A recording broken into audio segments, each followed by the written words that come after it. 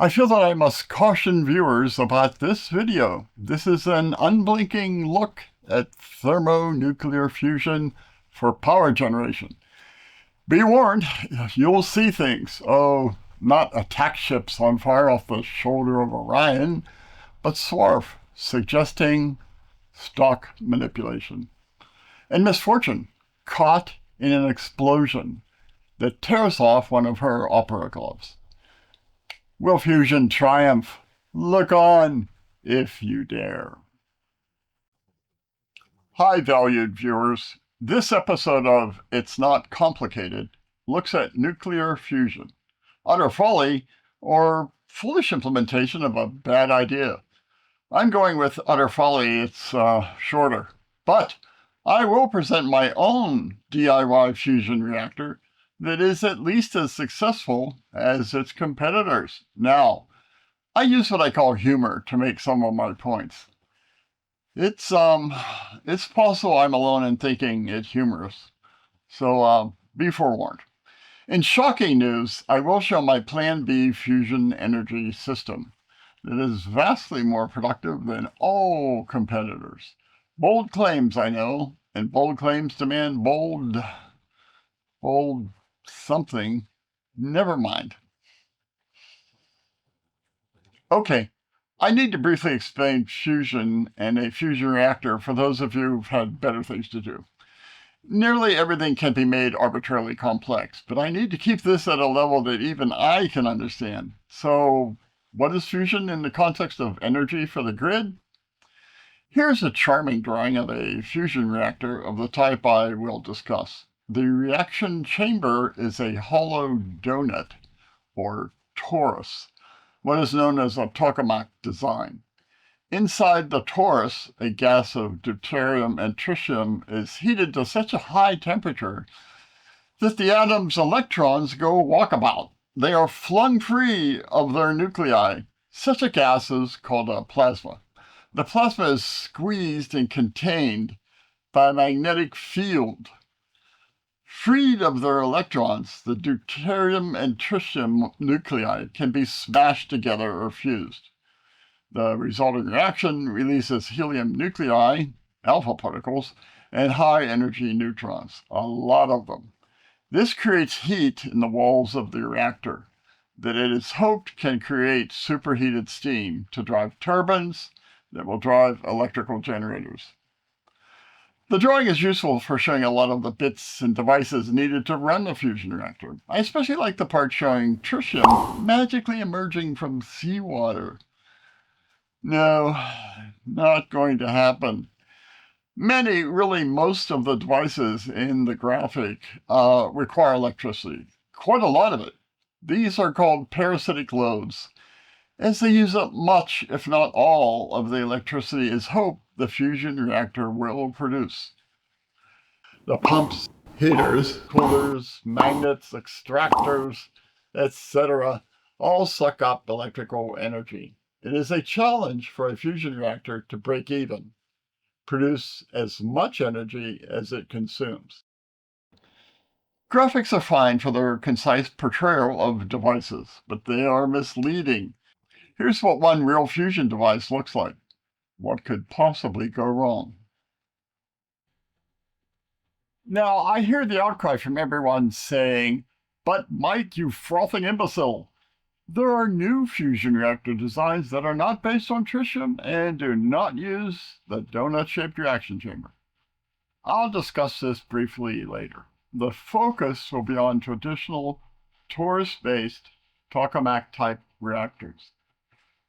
Now, let's show my DIY fusion reactor. Do not attempt this at home. My tongue is in my cheek. I must endeavor to not bite it. What follows is what Mike calls pointed absurdity, by which he means the presentation is both prickly and makes various points, all embedded in a matrix of inspirational nonsense. You'll see. Here we see Miss Fortune assembling the DIY fusion reactor.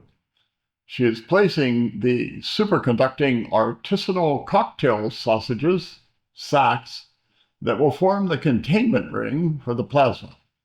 The sack's geometry is crucial-ish.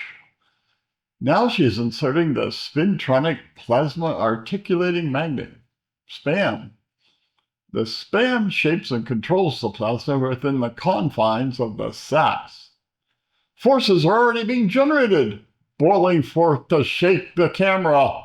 The reactor begins to transform, drawing plasma from the universal ether. I'm not sure how this happens, but I have some math on a napkin that describes the process, thus legitimizing it. Now there's a short burst of Cherenkov radiation. It doesn't last long. The reactor has settled down, and the plasma is stable. My plasma has been stable longer than in other reactors. Wow, investors who've seen this have provided very significant funding. Really? I'm thinking pump and dump. Just saying. Only if our other scams or efforts fail, my good friend. Okay, something is happening. The reactor seems to be disappearing into another orifice of its own devising. Crikey! The sacks appear to have failed, or the SPAM weakened. Was my math wrong? Where's my napkin? Miss Fortune was very lucky. She is without scathe. It was not luck, but purely fortuitous happenstance. Thanks, Swarf, for that clarification. We should edit that bit out before showing investors. The explosion, I mean. Of course. It would just confuse them. They might think there's something fundamentally wrong. Okay, Swarf, please clean up the debris and we will move on. Okay. Silly, right? Well, that's kind of the point. My sausage-based fusion reactor was just me poking fun at all the fusion projects showing up in my news aggregator. My joke fusion reactor produced as much power for the grid as any serious fusion reactor. Nothing. Though really, I don't know why it blew up. Now, plan B. More instrumentality to dazzle and amaze. Behold, a wee motor, powered by fusion.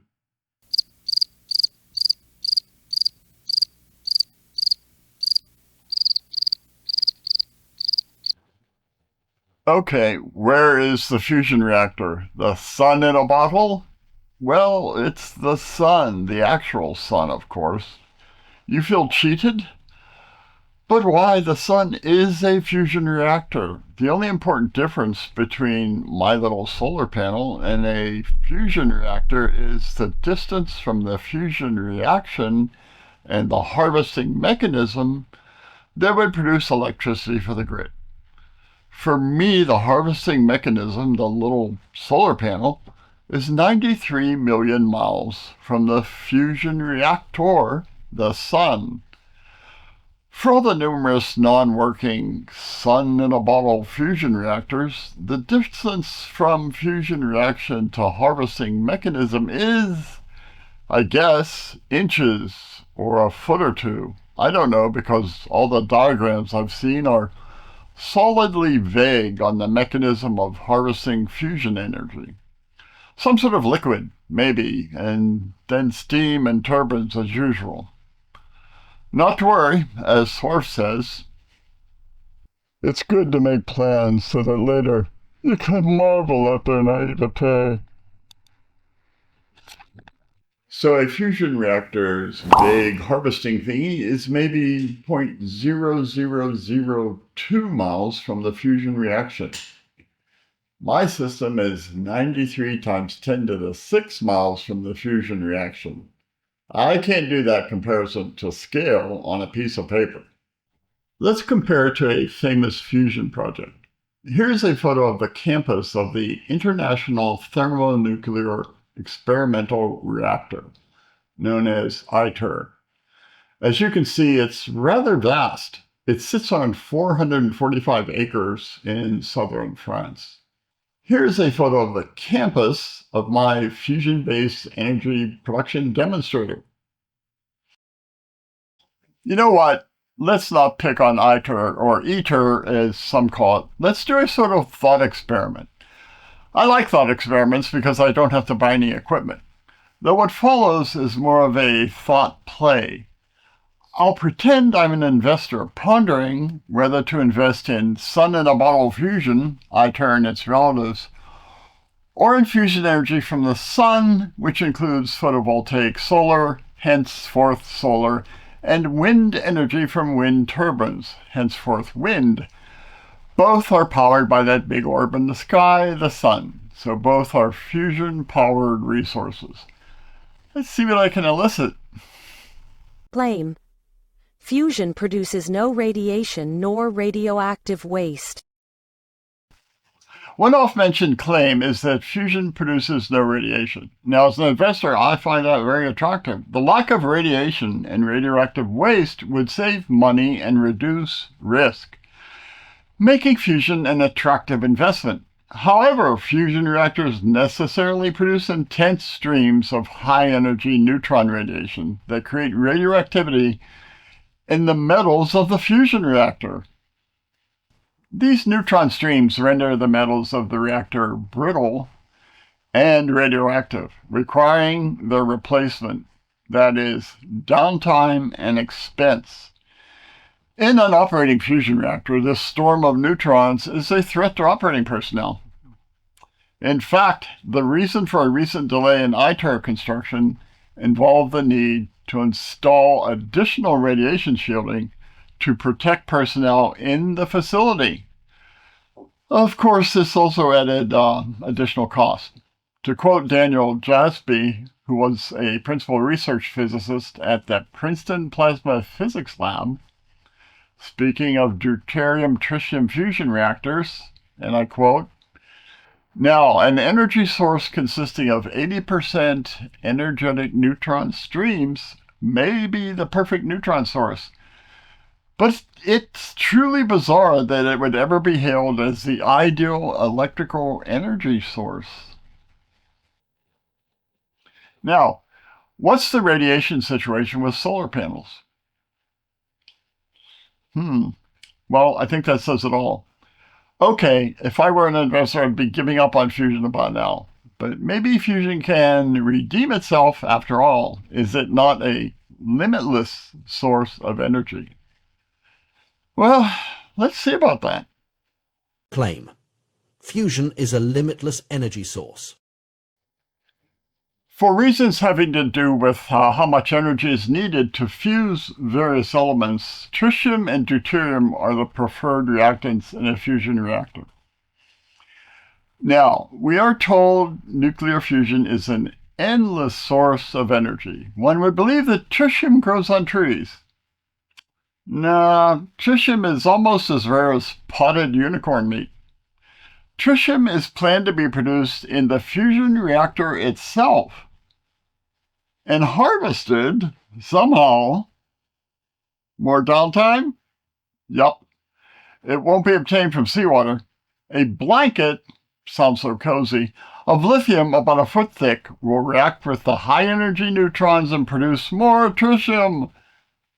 Now, if by some 100% effective process all the tritium so produced could be recovered, the fusion reactor could fuel itself. But fusion isn't limitless because 1, large amounts of lithium have to be obtained, and 2, no process exists to fully recover the tritium produced. So wait for it, we would need to depend on fission reactors to produce tritium, making us reliant on old-school fission reactors. This gives limitless the meaning reserved for constrained.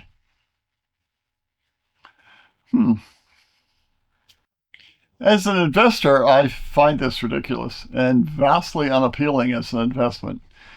It's as if I'm supposed to find burgeoning complexity, very high cost, and stunning inefficiency to be highly compelling. Claim. Fusion is an inexpensive solution. There are detailed accounting models for solar and wind that look at build costs, operating costs, downtime, and many other issues. These models are based on a vast amount of real-world experience from the large number of wind and solar installations. Such models also forecast return on investment, which is routinely positive. There are no such models for fusion-based power for the excellent reason that no one has ever built even one working system. There is no experience-based knowledge base for fusion. The only fusion project with information to draw on is ITER, but ITER is a poster child for construction delay and massive cost. ITER's site construction began in 2007, and total cost was thought to be $12.8 billion, with completion by 2017. Currently, in 2025, the cost is over $22 billion, with a start of operation date maybe in 2035. And recall, ITER is not intended to produce power for the grid. Let's consider a compelling argument for solar and wind investment. As an investor, there is one very compelling indicator that would lead me away from investing in fusion. That indicator answers the question, where are other smart people putting their money? Now, if I were an investor, I'd like to know whether there are any successful fusion versus solar power installations. Let's see, in 2024, global photovoltaic solar capacity was 1.6 terawatts in its early days. That seems like a lot. It is a lot, since a terawatt is equal to 1,000 gigawatts. Well, fine. I bet fusion is really coming on strong. Let's see. Golly, no. It seems that zero power is supplied to any grid by fusion. Now, as an investor, that indicates that a lot of smart people are investing in solar and wind power. Should I invest in successful technologies where my costs and return on investment are well understood? Or should I invest in an utterly untried, uninstalled, not operating anywhere technology that requires new scientific advances before it will work? The only instantiation of which is proving grotesquely expensive. My risk algorithm says, heck no, to fusion. I'll stop here. There are other issues such as tritium as a pollutant, and fusion as an ideal source of nuclear weapons proliferation. But does this coffin really cry out for more nails? As for other reactor designs, well, there's this new one that uses pulses from the superhot plasma to induce a current in a magnetic field. It doesn't heat a fluid to drive turbines. But isn't that just a very hot, radioactive, and complicated version of a copper coil-based electricity generator? For example, pictured is China's latest wind turbine. It produces 26 megawatts in an average wind speed of 22 miles per hour. A single turbine will produce 100 gigawatt hours of energy per year. Yes, just one turbine. No new science, no radiation, no furious, reluctantly confined plasma, just a big generator. And wind is also a product of the sun, of fusion. So wind turbines are fusion powered. So again, fusion power from the sun just works. Okay, one more bit of pretengineering. What if a working fusion power plant could be built? Why would anyone do this? So you'd have a centralized, expensive, radioactive, vulnerable energy source. Why do that? I have solar panels on my home and batteries in the basement. For 9 months out of the year, all my power needs are not just met, but exceeded. And this includes charging my electric vehicle. Lots of homes in my neighborhood have similar installations. Our power supply is dispersed and so less vulnerable. It has no moving parts. Should we get virtual power plants, we will be in great shape to participate. I presented pointed absurdity, practical considerations, and supporting facts. But people learn things in different ways. What follows is an extended metaphor that attempts to drive home my points with humor, drama, and more pointed absurdity. Using, or rather trying to use, some earthbound nuclear fusion devices instead of using the sun's fusion is like, well, Like this. An extended metaphor to compare the relative difficulties of Earthbound fusion versus the Sun's fusion power. There's a yummy sandwich in the refrigerator in your home, and all you have to do is open the door and take it. There's reported to be a somewhat, vintage sandwich in an old Soviet-era refrigerator, possibly in Eastern Europe. You have to follow cryptic clues inserted in an obscure collection of early 70s poetry. These clues will guide you, maybe, to the location of the refrigerator through a series of geocaches. Said fridge can only be opened by entering the code into a keypad on the refrigerator door. What is the code? Well, that has to be deduced cryptographically from certain numbered entries in Captain Ballenclashet's 1728 account of his last year before the mast, which is an extremely rare and inaccessible work. Captain Ballenclashet is a Scot who rose in the ranks through our hard work and ability. Here's a sample passage taken from the only known copy held in the Bodleian Library's collection of rare nautical writings. With the aid of a somewhat annoying text-to-video and a voiceover by Swarf, it reads, Entry Z23. 205 days at sea, the year of our Lord, 1728. My ship was brightly awake, though dismasted, inextricably drawn north. A plague of some sort took everyone, save for me and Seaman Reynolds. I am alone now. I don't know what happened to Seaman Reynolds. Did I be asking about Seaman Reynolds? I've eaten the tar between the deck planks. I feel I've rendered the ship a bit permeable. There must be more tar somewhere. Somewhere! I am mad with hunger. Reynolds, bastard! Where's Seaman Reynolds? Entry C6. 210 days at sea. I wonder, can cordage be consumed? It is hemp fiber, I believe. I've seen Lascars eat it when I visited Masulipatam. Or do I imagine this? His account was found in 1730 in wreckage washed ashore on what is later known as Ellesmere Island. Well, you could go through all that trouble for a probably toxic sandwich hidden far from your home. Or you could just take the sandwich in the fridge in front of you. Yum.